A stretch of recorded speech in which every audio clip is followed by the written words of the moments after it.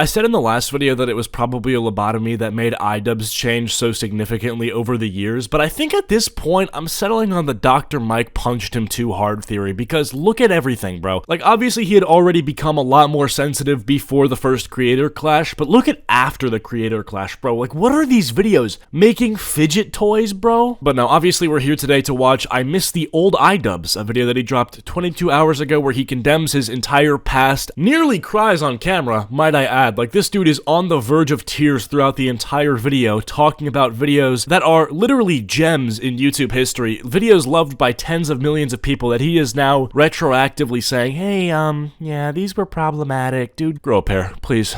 So I think it's, you know, if I'm going to have the balls to go to Tana's fan meetup and say slurs at her and then make a video about how it's okay to say slurs, I think I should have the balls to make an apology video and take accountability for... Okay, just gonna stop you right there. Don't even talk about balls as if you have them anymore. Your balls have been long gone. You lost them around, I don't know, 2020 when you made the sex workers video. And at this point, they've probably been dissolved in like a chemical management facility in hydrochloric acid, okay? Your sack is completely empty. It looks like this turkey. Gobble gobble, Ian. And also, his idea of having quote-unquote balls is so backwards, bro. Apologizing for your edgy past does not take balls. That's what everybody and their grandparents have done at this point. I'm sorry for what I said. I'm sorry for being problematic. Bro, you're a robot. You're an NPC. You're repeating the exact same talking points that all the other people who used to be funny are saying. If you want to talk about things that actually took balls to do, look at any of your old videos, my friend. You could learn a thing or two. Looking lifeless on camera while spewing politically correct talking points, condemning content that used to actually be vibrant and lifeful, does not take balls. Zero balls to do that.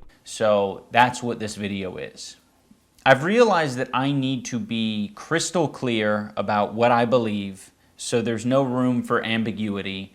I am responsible for creating a lot of hurtful and damaging content on this channel, and I've also created a culture of apathy and, I don't know, a lot of like cruelty as well. Like, you know, some of the videos I've made have been very...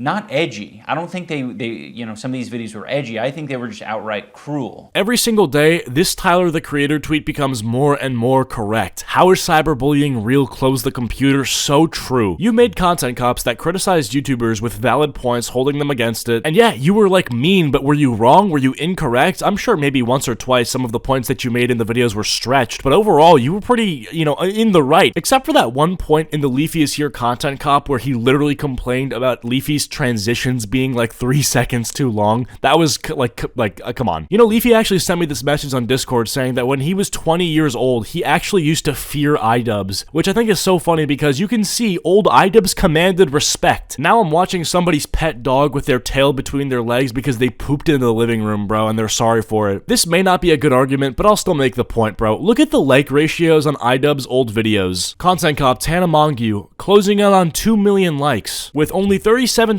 dislikes. Bro, that's like an above 95% like ratio. That's really good. And factor in the actual subject matter of the video. He's not doing a Skylanders unboxing. This isn't gonna be all happy-go-lucky positivity. It's a content cop. People loved it, and look what you have now.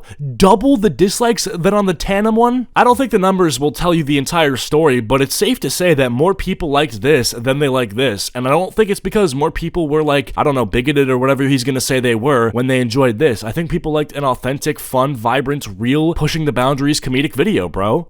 So I don't want people to, you know, get it confused about, you know, where I stand. I have made some cruel, hurtful content, and I need to acknowledge that, and I'm really sorry that it's taken me this long to acknowledge it. Anyone else find it very interesting that he's saying all of this and he's unlisted all of his content cops because he, quote, doesn't want to do any more harm, while simultaneously the entire documentary sort of hit piece that you did on Sam Hyde is still on the channel, so either you don't want to do the attacking other people content, or you do. Like, this video could have just as easily been called Content Cop Sam Hyde. This video is an hour and 6 minutes, which is longer than any of your other content cops, and most of your content cops and follow-up videos length combined mind. And the entire video has the tone of like, this guy's weird, we don't like this guy, here's why you shouldn't like this guy either. But my guess as to why he hasn't taken that down too is because he thinks that there's a valid reason to keep it up. Because, I don't know man, Sam Hyde is just so edgy, he needs to be talked about, he needs to be exposed or whatever. But you can just copy and paste that logic to anybody else who's made a content cop on, like Rice Gum, flexing on the homeless, Leafy, bullying people. I guess because so much time has passed, he just probably doesn't care anymore and half of them are irrelevant now. But it's like, bro, you clearly found someone worthy to criticize for an hour, so what's the deal with acting like your cruel content is completely over, you know what I mean? You also did the same thing with Froggy Fresh 2 weeks ago. You pooped on him for 26 minutes. May as well call that one content cop Froggy Fresh. But what, just because you didn't tell Froggy Fresh to literally kill himself like you did with Keemstar, this one isn't as cruel? Okay, bro. The content I'm talking about specifically are content cop videos and videos where I was just generally criticizing people for very lackluster reasons and, you know, obviously didn't have any accountability online whatsoever on my end.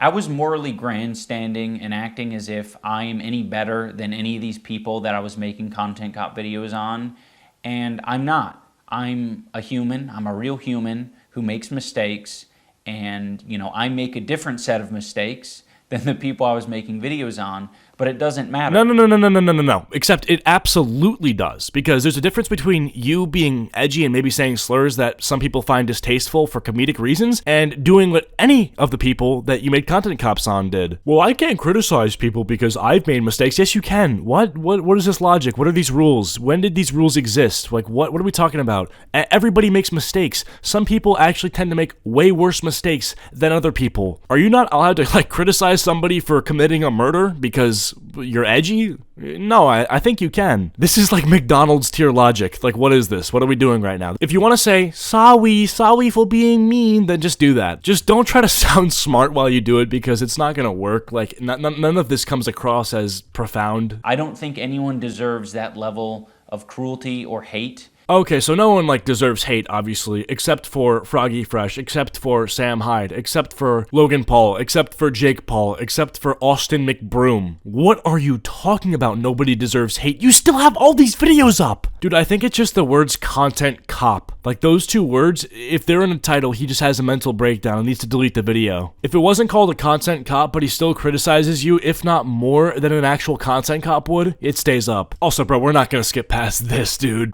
I'm a human. I'm a real human. I am human. I am a real human. I am not Mark Zuckerberg. I am not a lizard person. Real human. It's also indoctrinated a lot of people into thinking that this is an okay way to behave, and it's not. Indoctrinated. Okay. Dude, I'm not about to, like, look up the definition of indoctrination and then explain to you why your videos weren't indoctrination, but, like, you know deep down that you just told jokes and criticized people, bro. It's not that deep. I was being very bigoted in a lot of my videos, and I justified it because, you know, I didn't think it was too serious, and I thought that people were going to see that I had good intentions, you know, but that's so silly, you know? Wait, I'm lost. How is that silly? People assuming that you have good intentions is silly? But you did have good intentions, no? Was not the point of Content Cop to entertain while criticizing? Dude, you don't get 7 million subscribers on YouTube if you truly are an evil person with bad intentions. Like, I don't understand how you can even, like, say this stuff. How do you even get people in the first place saying things like, I miss the old iDubbbz? It's because the old iDubbbz was funny with good intention. There's a difference between being nice and being good. Do you understand? You can be mean to somebody and still be good. That was sort of the whole point with the Leafy Content Cop, is that, oh, I'm bullying the bully. I'm being mean to somebody, but it's for the good purpose of, like, exposing that bullies are insecure or whatever. Casual racism is still racism. Casual bigotry is still bigotry.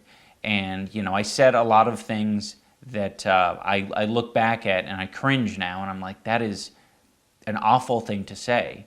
It doesn't matter what my intentions are. Like, if I'm hurting people, I'm hurting people. My dude, you only hurt the people that you made content cops on. This dude's acting like he dropped the bomb on Japan, dude. Like, who did you hurt? Can you name them? Are your victims in the room with us right now? I guess he's making the point that because he said slurs, like, that hurt people, but it's for comedic purpose, and if they don't like that comedy, they don't have to watch. I don't think they were hurt. But even if some random person watched your video and got upset and hurt because you used a slur, they just just like don't have to sub to you. Like they don't have to watch your videos. They can close the video and not watch it if they were upset by it. But look, I get what he's saying. Is like, oh, if I hurt your feelings, I'm sorry. And it's like, all right.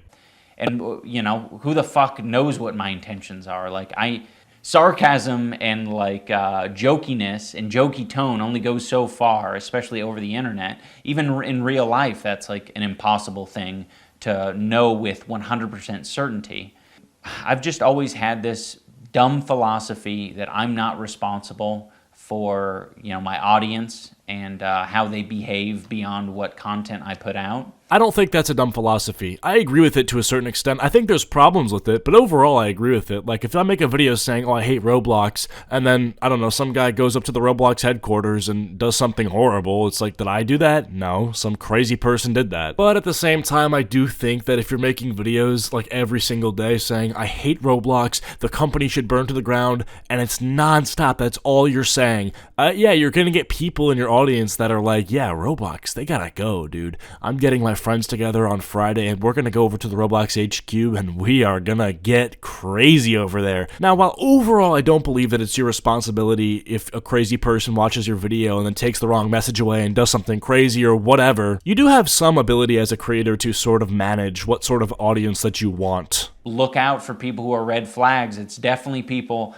who had my mentality that say, I'm not responsible for what my audience does. I know that this apology isn't enough. Dude, there it is again. EDP needs to take notes from this guy, bro. Like, this apology is so, like, tail between the legs. I'm so sorry for everything I ever did. Give this energy to EDP445. Give this energy to somebody who can actually use it to apologize for something they need to apologize for. I shouldn't be able to just make an apology video and walk away from it. I should not be able to just say sorry. I want to get canceled. Ruin my life for edgy jokes in 2016, dude. Like, bro, the way you're apologizing, I actually do believe that you've done something far more sinister behind the scenes. Like, you did something horrible. Maybe you are EDP.